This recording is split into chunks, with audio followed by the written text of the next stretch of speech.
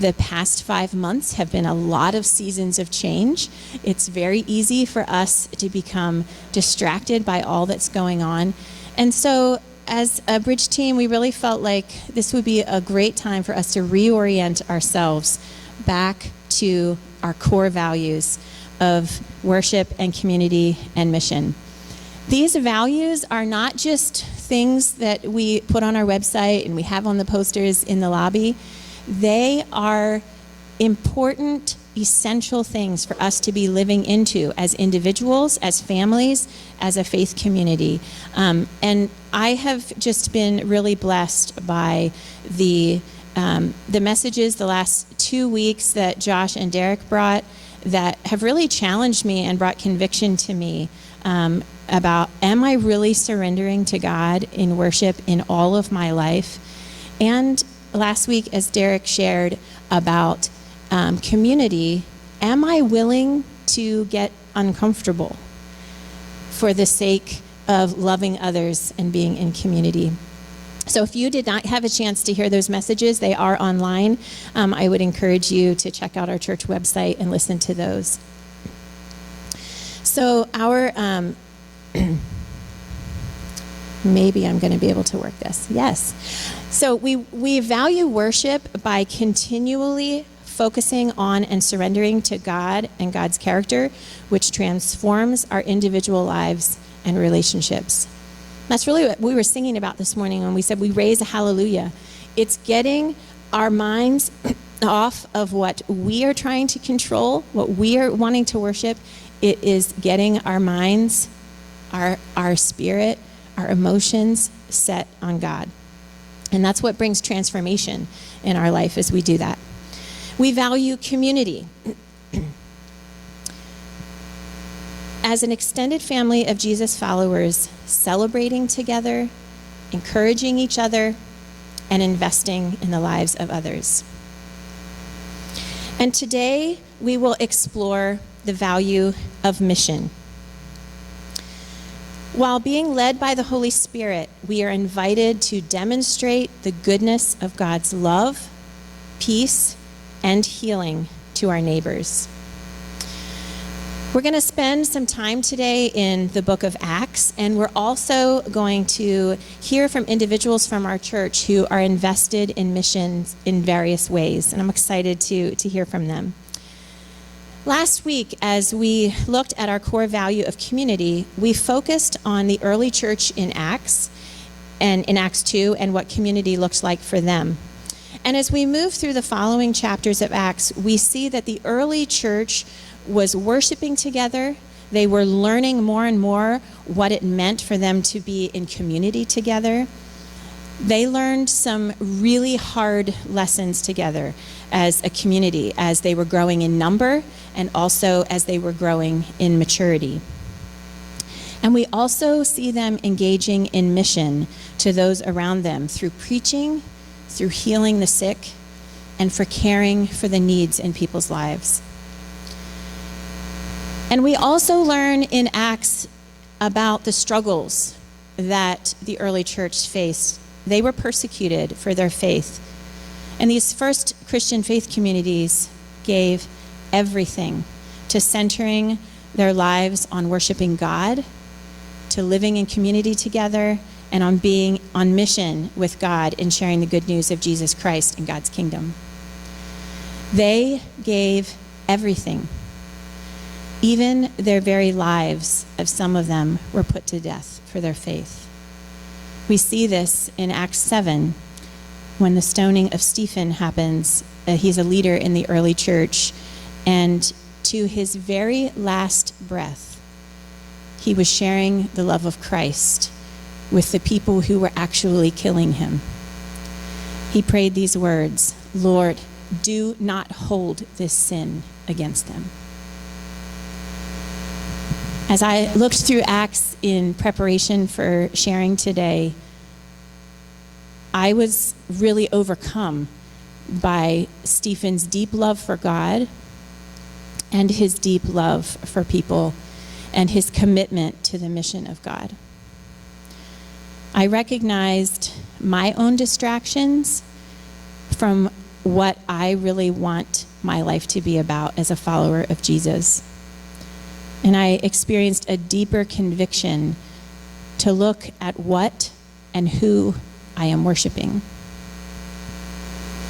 Because what and who we are worshiping greatly impacts how we view community. It impacts how we love each other. It defines our mission to our neighbors and to our coworkers, to our classmates, and to the world. The fervor and the zealous love of God that I saw in the early church as I read through Acts made me pause and take a look again at what my life is really about. And I really want to just encourage you this week to take some time in these beginning chapters of Acts so that we can learn from this first Christian community and what they were experiencing. And what I think you'll find is that the church shared the same core values that we do of worship and community and mission. So today we are going to pick up in Acts chapter 8. The church is being persecuted severely at this point, and we find that they are being scattered throughout their region of Judea and Samaria as they escaped from persecution. So starting in verse 4 of chapter 8,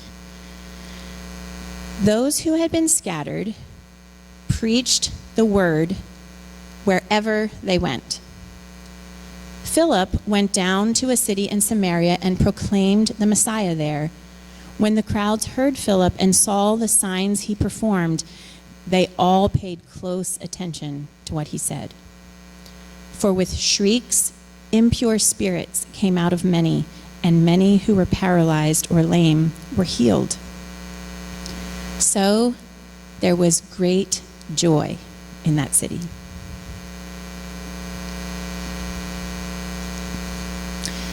Philip was one of the 7 leaders, along with Stephen, who were chosen by the apostles from the congregation at Jerusalem to oversee the church's ministry to the needs of its widows and the other poor in their community. He was one of the persons who fled Jerusalem as he was trying to escape the persecution that was there. And you might think that that persecution would have made the church go quiet. But we read in verse 4 that those who were scattered preached the word wherever they went. I think that the mission of God was not squashed out because of the struggles they faced. And it's interesting to note that these difficult experiences they were facing actually took the message of God's kingdom to more people. As Philip brought the good news in word and in deeds, there was great joy in that city. And I think that this is the heart of God for our call into mission, is to bring great joy to people and to their communities. I'm excited that today we are going to be able to listen to some of you from our faith community who are investing in ways that God has been calling you to step out in mission. Sharon Hess is going to start us off this morning. She is going to be talking about the ways that God has been calling her to invest locally. And then Jim Kilheffer is going to share about ways that he is on mission through Mennonite Disaster Service as he collaborates regionally.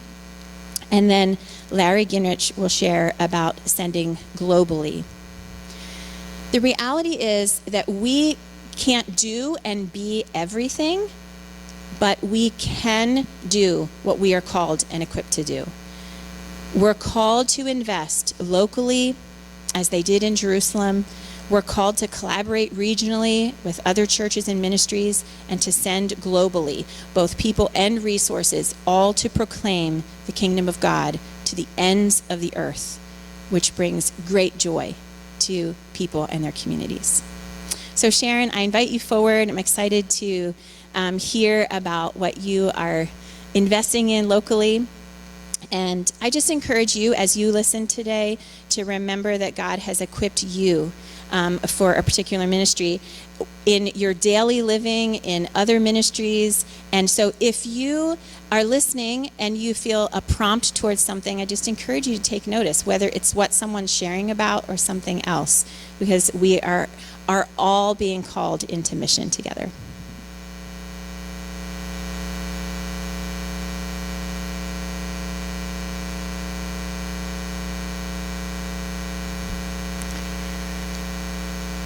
As I look over the group this morning, many of you could be standing here in my place telling your stories of investing locally in people. It doesn't take a special gifting. It mostly takes a desire to see people as Jesus does and to bring his kingdom into the everyday life. Almost 10 years ago, a friend of mine asked me if I would take her place in teaching the women's devotional at Water Street Mission. And so I asked, as many of you know, Mary Brubaker to come along and to help. Investing in people takes time. Every Wednesday became a habit. It was like brushing your teeth. And we would go, along with the Holy Spirit, and love on those women, teach the Bible, and pray together. The byproduct of investing in people is relationships. Two women in particular were, and I think they're trying to get the pictures up, but I have pictures of these women, were Rachel and Heather. And one of them that I'm going to speak about is Rachel. And Rachel was a woman, she's the one on the left there with the the ice cream, who came in, or maybe it's my left, I'm sorry, who came in and she was so far from God and people, and as a result of investing in her, which takes a community, you can't do it alone. Many of you know Jean Benedict, and on a weekly basis, she spends time with Rachel. The battle is alcohol. Jean and I visited her in rehab. You celebrate the victories. You push hard to love in the days of defeat, when you wonder if it will ever change. But God never gives up. Rachel was able to leave the mission, get an apartment, get a job, and just this past week, Rachel and I spent a morning together, and for the first time, she shared with me her distaste of alcohol. The window is opening wider. The light is shining brighter. I have faith for her. I love her. And then there's the community meals. Global Disciples, a local ministry, often would ask the question, what's in your hand? And when you wonder what you're good at, or what to do, or what you can do for others, I love to cook. So it made sense that I help with the community meals here in East Petersburg that are held every Monday at Zion Lutheran Church. Our church does 5 or 6 times a year, and some of you who I see here this morning help to make that happen. Investing locally brings joy when you see a beautifully colored plate of food given to someone who has a big smile, and you wonder if it might be the only home-cooked meal that they get that week. Sometimes investing locally finds you. That's how it was for me and the Gift and Thrift. Trilda Bucher asked if I would take a few hours each week to price the silk flowers that get donated. That also was down my alley. Investing locally takes sacrifice. Do I really have time when my own house needs cleaning? And I have my own wedding business and in full season. But who gives us time? And I think of the sacrifice that he gave. And so as I bunch flowers and I price them at the Gift and Thrift, I love the thought that MCC benefits. And somewhere across the world, someone gets to experience the love of Jesus through my sacrifice. Just this week, a handful of us from church here pulled the weeds around the church and the House of Hope. Investing locally takes work. But like I was told all my life, work never kills you. And it's safer than the coronavirus. So you can do it. Christ in you, the hope of glory. It just takes time. It takes a community. It takes a sacrifice. And it takes work. But as a result, you get relationships and you get joy. What more do you want?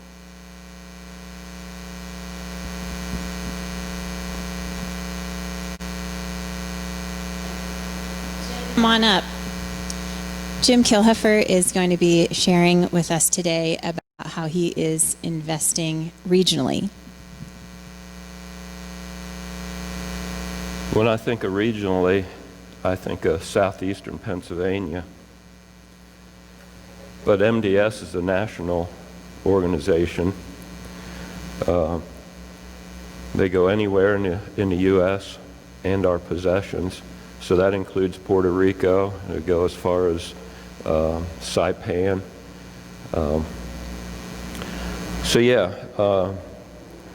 And it's hard for me to think of myself as a missionary. I mean, I'm just doing ordinary construction work. But it's good sometimes to take a step back and give some thought to the benefits to other people that actually comes about.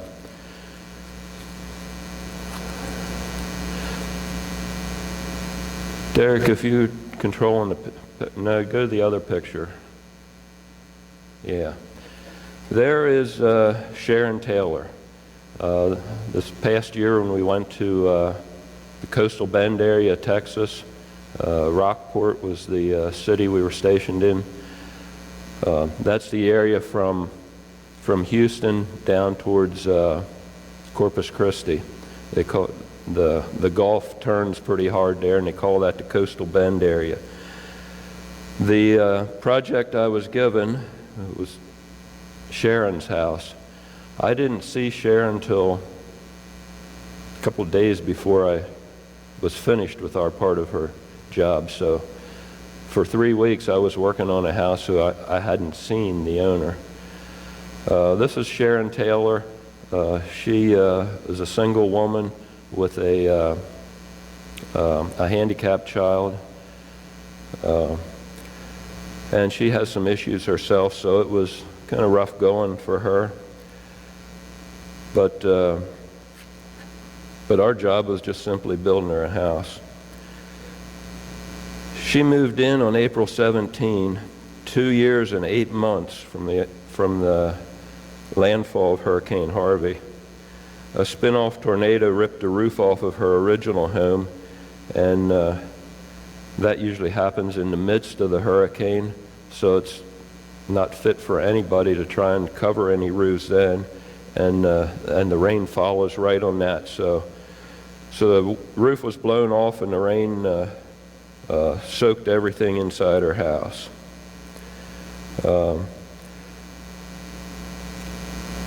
Our unit, traditional MDS volunteers, we framed up her house. We what we call dried in.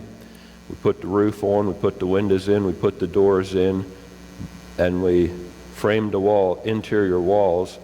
You know, put the front steps on, the side steps on, and that was as far as our job went. I moved on and framed up another house. After we moved out of her house, the RV unit moved in. That's if you have an RV that you love and you can do any kind of construction work, you can join in there. You take your own RV and you all camp together and make your own meals and do your own food, but you work together on. So that was they brought her house almost to completion I think it was March 14th when MDS closed down all their units, and her house was about 98, 99% done. So the local disaster recovery unit got local people to finish it out. Christopher Brandt was the executive director of Coastal Bend Disaster Recovery, said the MDS volunteers worked until the very last minute. They had done 99% of this house, and MDS had been the foundation of hope, not just for Taylor, but for the whole community. That's the great joy that Katrina talked about in Acts 8. People went and did what they could do with the people they met, and it brought great joy. Brandt says, "We have really valued our relationships with MDS. People thank me, but the only reason we look tall is because we stand on the shoulders of giants, the MDS volunteers." Can't say that I ever really felt like a giant when I was, doing the work that we do.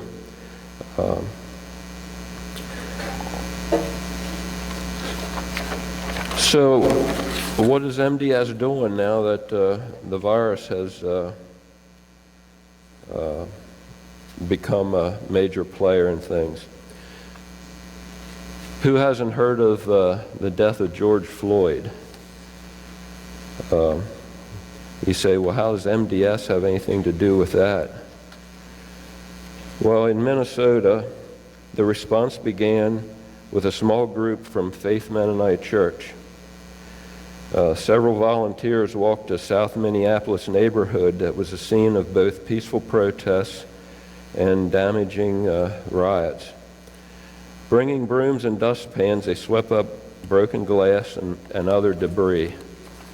This was a response of the more local unit of MDS out there. Along Lake Street, there were two markets that had been hit particularly hard by vandalism and looting, and through connections with the Minnesota voluntary organizations active in disaster, the president of that unit asked how MDS could help. So MDS was partnered up together with volunteers of a Jewish organization called Nechama, which means comfort in Hebrew. And they've been helping Hispanic businesses and others clean up and repaint their shops. Now, MDS couldn't have a unit there, couldn't have any people on site. Everybody had to be local enough that they could go home at night and come back and help in the morning. The response grew to include Faith Mennonite, Emmanuel Mennonite, and Woodland Hills Church. MDS volunteers were also helping in other ways, such as loading food onto trucks that were delivering it to pop-up food shelves to feed families in neighborhoods that are now food deserts because of the ransacked grocery stores. So that's some things that MDS is doing. Also in the larger context, in Alaska the other year there was a major fire they called the McKinley Fire, and MDS has modified their format and the way they're going about things, and they felt it was safe to open up a unit up there to rebuild some homes that were burnt. Kevin King said, "I understand that MDS volunteers are eager to get back out and serve others. This became evident when volunteer slots were filled within 48 hours after we announced the opportunity in Willow, Alaska."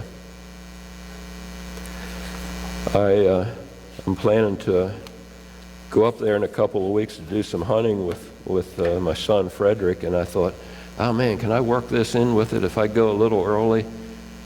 The slots were all filled long before I had my mind made up. That's what MDS is up to these days. If you have any questions, you can get a hold of me. And Oh, Derek, flip over to the other picture so they can see that was Sharon's house the way I left it for the other group to finish the inside out. So, thank you.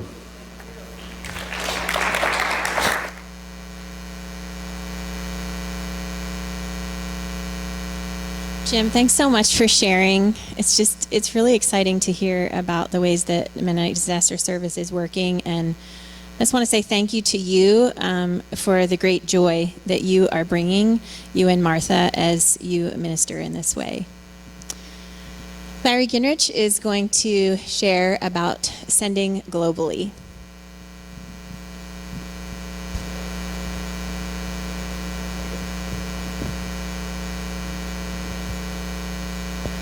Good morning.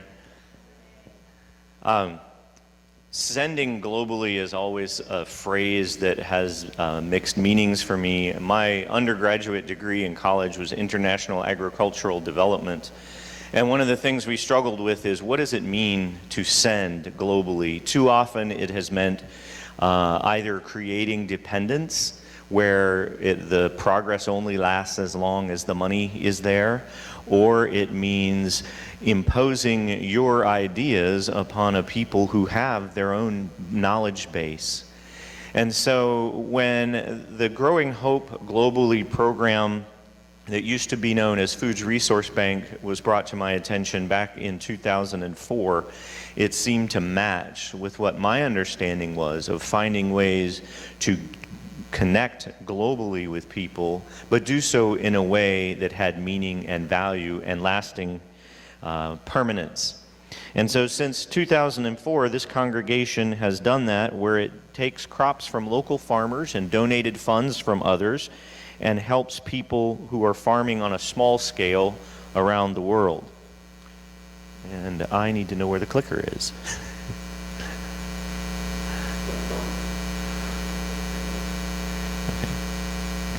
And here is their mission statement. It says, as a Christian response to hunger, we link grassroots energy and the commitment of rural communities here in the U.S. with the capability and desire of smallholder farmers in developing countries to grow lasting solutions to hunger. And I think, again, that shows the reality and the focus that they have of making sure that they're using the capability, capacity, and desire of the local people. This isn't being imposed upon them in a way that is not helpful. Growing Hope, whoa, now we went too far, back up one. Growing Hope Globally is a partner organization and works with about 18 different organizations, including Mennonite Central Committee. And this congregation, we picked a project every year that MCC was the lead organization. That gave another layer of accountability, because we could then call Mennonite Central Committee for updates, as well as the local partners, and that was something that we found to be very useful. Go ahead into the next one. Okay, now anyone other than Carter is allowed to answer this question. How many of these countries' flags do you think you could name? This is 9 of the countries that we gave to, and I was going to try to do it, but I'm not even sure that I can do it right now. But I think starting from the top left, it is Democratic Republic of Congo, Bosnia and Herzegovina, Honduras, Kenya, Laos, Dominican Republic, Tanzania, Colombia, and Mexico. And Carter says I got all of them right. And we've done that now since 2004, so 14 years that we have been a part of this program. Go ahead to the next one. One of the other things that was valuable about this giving globally is it gave our congregation the chance to see firsthand the results of this. And so these are 2 pictures that I took when I was able to go to Honduras and Nicaragua. On your left would be a woman in Nicaragua who had a barren hillside behind her house, and every time it got to the rainy season, it would rain down and denude or clean off the hillside and mess up part of her house. Through this program, she was able to learn about ways that she could plant not only trees that held the ground, but also that produced fruit. And those fruits that you see there, those are papayas. I've never seen a papaya like that. It's a size, if you've ever seen a rugby ball, I mean, it's bigger than a football. And just amazing to see the difference that it's making not only in her life, but in her family's life of being able to feed themselves good quality food, but also then to pass that on and get cash income. The two men on the other side are in Honduras. They're coffee farmers. They actually attend a Mennonite church in Honduras. And they are probably, all of the farmers that I know are very ingenious when it comes to creating new ways to do things. These guys are amazing. Usually what you do is your coffee is on a steep hillside. You harvest going uphill so you don't fall.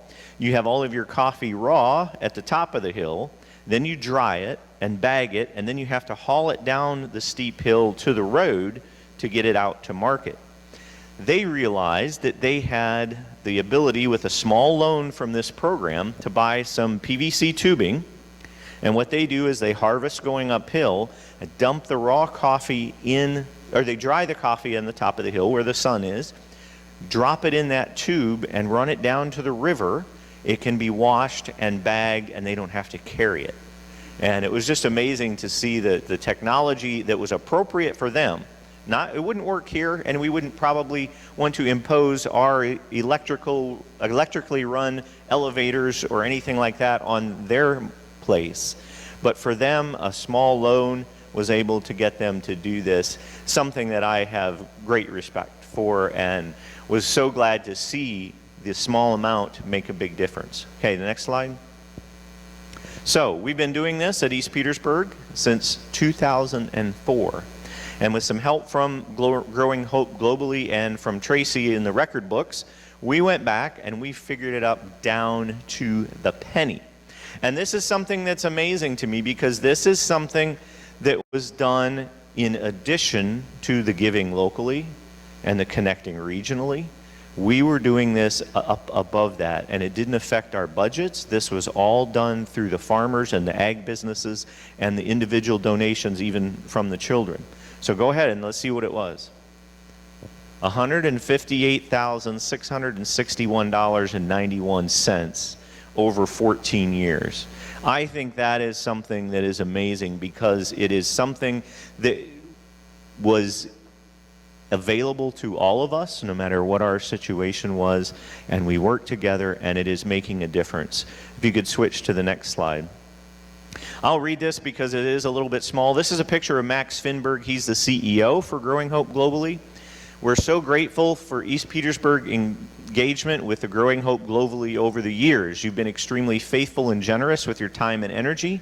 Please accept our heartfelt appreciation. Thanks to your effort, 2,885 people have been helped out of hunger in places throughout Africa, Asia, and Latin America. For an average of $55, a person can be provided training and tools to provide for themselves and their families over a lifetime. This has a far greater impact than just a few meals, and it represents our commitment to providing a hand up instead of a hand out. And so, as with many things in our reality today, we are looking at change. At this point, we haven't had enough of a response that we will be continuing this program, but it is not going away. One of our neighboring churches, James Street Mennonite Church in Lancaster City, actually told me that they have more farmers attending there than attending here. And they are going to pick up the mantle of this project. And we have made it possible that if folks want to give continually to this program, that can be done through James Street Mennonite Church, and it will continue to impact programs that are operated and under the auspices of Mennonite Central Committee, and will be a way that anyone who wants to be engaged, whether it is through giving a direct donation or through crops or through providing another agribusiness service, can be involved, and we anticipate it that way. And then that also gets at a regional connection with the church. and a local connection. So we're again so grateful for all of you who have participated over the years, and it was a blessing for me to be involved and matched one of my passions. When I got into public relations, I thought I had sort of left the agricultural world behind, but this was a way to at least keep my fingers in that, and it just was a real blessing to me, and thanks to all of you who participated over the years.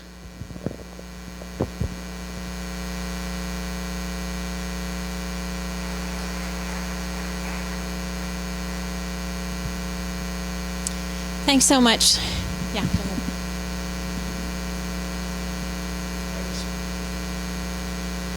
To remind you of one more thing globally, and I forgot.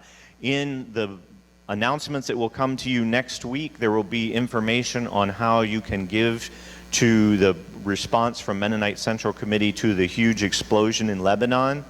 They have been doing some work there. They have existing relationships there, and there will be a way that you can give and mark your giving, whether it's through the app or in the back here and dropping it in the basket.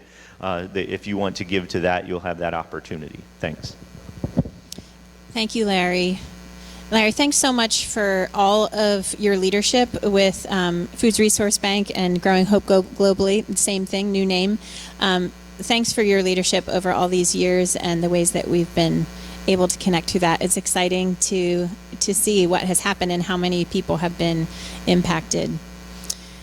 Well, I hope that this morning was inspiring to you, that it's exciting to see ways that people are investing in mission.